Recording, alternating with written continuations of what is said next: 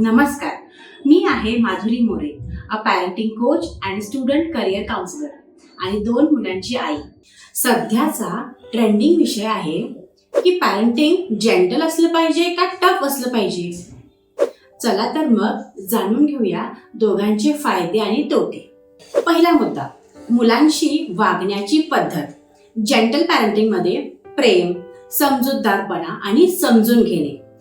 तसंच टफ पॅरेंटिंगमध्ये कठोर नियम, शिस्त आणि कडक शिक्षाही.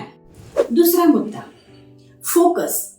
जेंटल पॅरेंटिंगमध्ये मुलाच्या इमोशनल सिक्युरिटी आणि सेल्फ कॉन्फिडन्सवर फोकस केला जातो. तसेच ट्रॅडिशनल पॅरेंटिंग म्हणजेच टफ पॅरेंटिंगमध्ये मुलाला कडक शिस्त लावणे, मेहनत करून घेणे, त्याला स्ट्रगल देणे, जबाबदारी देणे ह्या गोष्टींवर भर दिला जातो. तिसरा मुद्दा, शिस्तीची पद्धत. जेंटल पॅरेंटिंगमध्ये शिस्त लावताना मुलाला समजावून सांगण्यात येतं किंवा येत नसल्यास त्याला पर्यायी ऑप्शन दिले जातात किंवा पर्याय दिले जातात, हे कर किंवा हे कर. पण टफ पॅरेंटिंगमध्ये जर त्याला एखादी वस्तू नाही जमली, जबाबदारी पूर्ण नाही केली तर कडक पनिशमेंट देण्यात येते. मुलांना होणारे तोटे. जेंटल पॅरेंटिंगमध्ये सीमा नसल्यामुळं किंवा प्रेशर नसल्यामुळं मुलं बेजबाबदार होतात. कुठलेही काम पूर्ण वेळेत ते करत नाहीत किंवा जबाबदारी घ्यायला बघत नाहीत. त्याविरुद्ध टफ पॅरेंटिंगमध्ये त्यांचा कॉन्फिडन्स लो होतो आणि ते भीतीवर आधारित निर्णय घेतात किंवा वागणूक करतात. मुलांना होणारे फायदे. जेंटल पॅरेंटिंगमध्ये मुलं इमोशनली स्टेबल असतात, ते सेल्फ कॉन्फिडेंट होतात आणि त्यांचं कम्युनिकेशन स्किल खूप छान होतं. टफ पॅरेंटिंगमध्ये मुलं डिसिप्लिन असतात, रिस्पॉन्सिबल असतात आणि हार्ड वर्कर असतात. पालक आणि मुलांचं नातं. जेंटल पॅरेंटिंगमध्ये दोघांमध्ये खूप जिव्हाळ्याचं नातं असतंय. एकामेकांना समजून घेणं असतंय, प्रेम असतंय, त्याच्यामध्ये विश्वास वाढतो. त्याविरुद्ध जर आपण टफ पॅरेंटिंगकडे बघितलं तर त्याच्यातलं अंतर थोडं कमी असतं. भीतीपोटी आदर असतोय.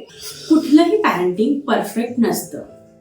आपला एम पॅरेंटिंग कॉम्पिटिशन जिंकणं नव्हे तर आपल्या मुलाला कंपॅशनेट, सेल्फ अश्युअर्ड आणि मेंटली स्ट्रॉंग बनवणं आहे. आपला अप्रोच हा बॅलन्स्ड अप्रोच असला पाहिजे, जसे की gentle plus tough parenting is equal to hybrid parenting.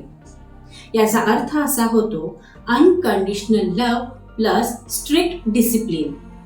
जेव्हा मुलांना आपण भरपूर प्रेम देतो तेव्हाच ते मेंटली स्टेबल होतात आणि स्ट्रिक्ट डिसिप्लिनने ते जगाच्या पाठीवर कुठेही गेले तरी सुद्धा आपलं करिअर, आपलं व्यक्तिमत्व घडवू शकतात.